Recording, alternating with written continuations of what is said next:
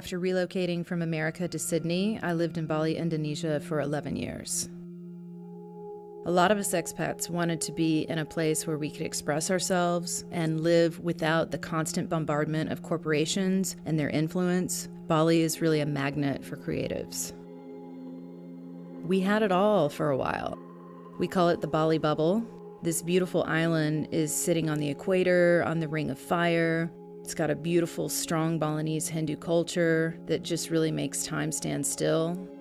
People from around the world created this atmosphere that would have looked a lot to me like the early melting pot days of the USA. You've got first-generation Germans, Australians, the English, the Russians, the Spanish, the Japanese, all of these shades of the international scene melted together. But it all began to change a few years ago. Wall Street investors started showing up, buying up 4 and 5 businesses at a time. Cell towers everywhere. The airport installed facial recognition technology, and Indonesians had to get electronic national ID cards. Like a slow, creeping, slow drip of all of these globalist technologies. All these upgrades were touted, of course, as a great sign of modernization. But for me, this was just indicating that the time was near that our little utopian bubble was on the cusp of being infiltrated. As it turns out, not surprisingly, I got caught in the crossfires of this encroaching takeover.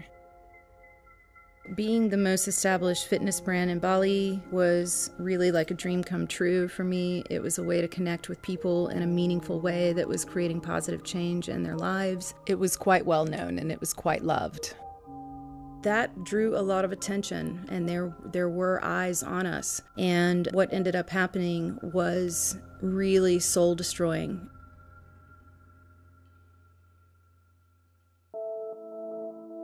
There was an attempted buyout where they planned to incorporate the company in Singapore to make it an international company while cutting me out. And also I had seen they had planned to take over my brand identity, and this was really disturbing.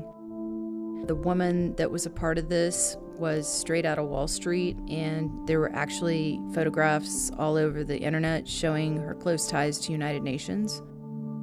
They were attempting to change my birth date on my working visa. They had me listed as a WTO member, meaning that my work visa said I was a World Trade Organization member. Any contesting that I would try to do at the local level wouldn't be possible because it would bring the case outside of local jurisdiction. I had this thought, okay, I'm gonna open a case over at the US Embassy. So I got a lawyer to protest this and pushed back to claim my intellectual property. And I told them, I know what you're up to. I know that this WTO status would mean that I can't come against you in the courts. I was lucky, however, my pushback was strong enough that the deal fell apart and the company closed and never sold. How did that affect the people around you? We had a strong community, and people lost out on that. I had said, well, I'm just going to pick myself up and keep going. I'm going to put together a business plan. I'm going to come up with my own studio design, and I'm going to look for an investor. There were some investors that had been looking at me, and I got offered money to build my studio concept with a revenue share deal where I retained ownership of my brand. So I was pretty excited about this. Obviously, it seemed like a dream come true.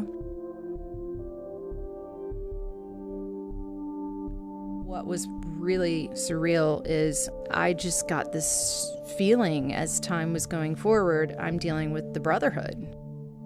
There was a certain handshake that was happening and interactions with them. There were rooftop events that were all about climate change, just things that you would have seen coming out of the playbook of Agenda 21. There was just this constant talk about, it's like everything had to be approved by the stakeholders. One of the people I found out also was one of the main investors for one of the biggest exercise brands throughout Europe. They pressured me to put the app Slack on my phone, which is a total invasion of privacy and tracks your every move.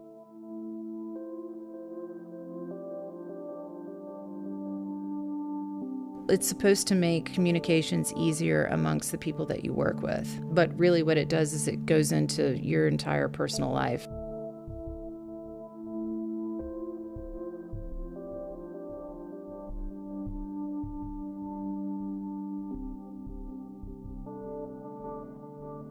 I was having internal conflict about what exactly I was getting myself into. Honestly, then I soon found myself being gaslighted and battling. I had a lot of legit reasons to believe that they planned to record my routines and mass produce them in the European market. As I could see, they wanted to put surveillance cameras in the exercise studio. I didn't want this. It was apparent that they weren't telling me everything, and things that they had promised me in the beginning were not coming to fruition and were changing. I'm known for being against the McDonaldization of fitness. That's where you do nothing more than follow the same routine, like a robot. I felt that what they wanted to do was take the idea and package it as a formula in the way that the rest of the industry has been done. I didn't want to let them have my idea because my entire idea was unique in the industry. So what you had produced over time was not something that was appropriate to be packaged. It's one of those things that ultimately strips the human element out of all experiences. What they were attempting to do, it reduces us to bite-sized data bits. It's like our creative essence is being mined in a database. And so what I see is this dystopian twilight of the centralized globalist technocracy creeping closer. And I could see through the COVID rollout all these different things popping up that were indicating globalization.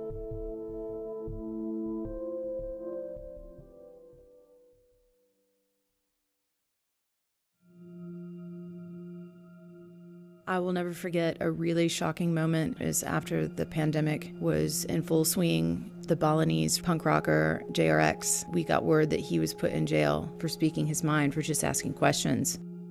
And all of us were really shocked at this. It was a very sobering day, a very sad day. It actually brought me to tears, and it had a big level of intimidation on everyone's feeling about what's happening. And I can remember a couple of the people that were in the room with me, and they also knew JRX. JRX is very known by the community and very loved because of all that he does to give back to the community. So for him to be captured, basically, and silenced in that way was a big show of force to intimidate the Balinese culture into submission to what was happening. And this was super disturbing. They were making an example out of him. Word on the street was that he was speaking out against the World Health Organization, and therefore that's why all of this was happening. All these different things popping up that were indicating globalization, such as posters around town to enforce the mask mandates were showing up. Armed military roadblocks put out surprise checkpoints to make sure people were wearing masks. And in neighborhoods, they sometimes were pulling you over to ask where you were heading. Businesses being required to close by 7 or 8 o'clock at night. In the shock of this happening right before my eyes in a community that I had been with for so many years, Indonesia is supposed to be a democracy. I really got hit with the epiphany that this was here to break the human heart, to break the human spirit, that we are being initiated into the NWO. It's the externalization of the hierarchy. Yeah, Blavatsky's secret doctrine. Right.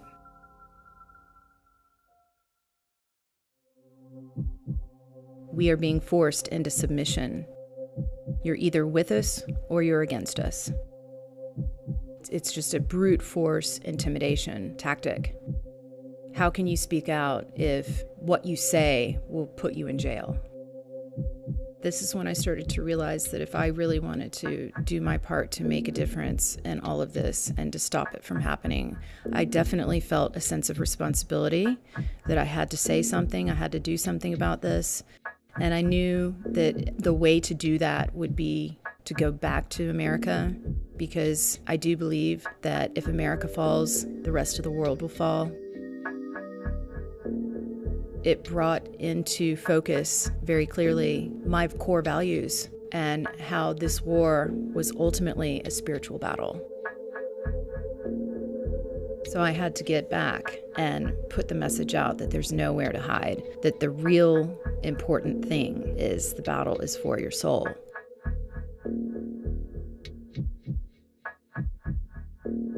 The fact that this is happening to JRX is so wrong. It proves that evil is real. And this evil, it's operating through people and institutions. It's the Antichrist spirit operating through people in a worldwide orchestrated way. There is nowhere to run. This system takeover is worldwide.